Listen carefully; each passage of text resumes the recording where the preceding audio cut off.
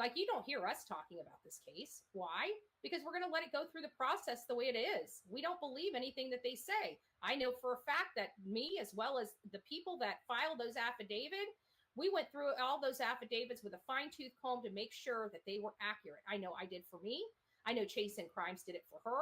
She read through her whole affidavit. Nothing in there was inaccurate at all. So for him to contact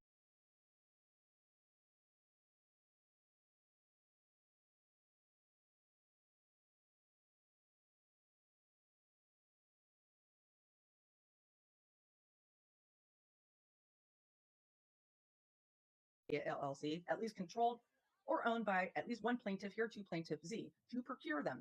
Make no mistake, this is a campaign of silence.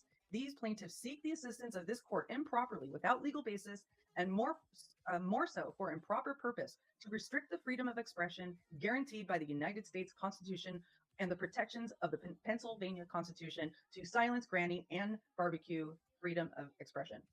A review of these filings on the surface by a skilled legal professional, an unskilled legal professional, and the everyday individual reveals frivolity, but also causes one to pause in the circumspection that a lawyer could draft this meretricious prolixity.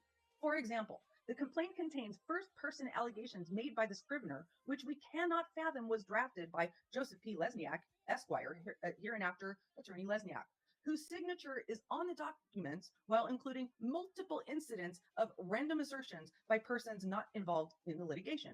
A brief investigation into FOIA requests made by Plaintiff Hat is unrelated matters here too, reveals a similar structure to the documents filed by these plaintiffs. Furthermore, metadata of certain documents appears to reveal Plaintiff Hat and Plaintiff Griffin were the scriveners of this bogus attack on the freedom of expression in whole or in part.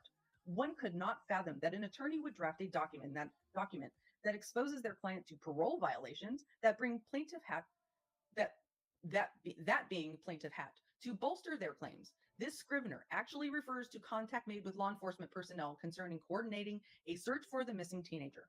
Plaintiff Hat knew or should have known contacting law enforcement concerning the missing teenager without parole office or parole board approval was problematic. Any attorney, this is the part that blows me away the most, you guys. Nick knew he was not supposed to before any of this, before he even got involved, he knew he wasn't supposed to be involved in law enforcement, and he did this anyway. Just like Lesniak knew before he put Attorney Castro's name on that paperwork that he was doing something wrong, and he did it anyway. Yeah.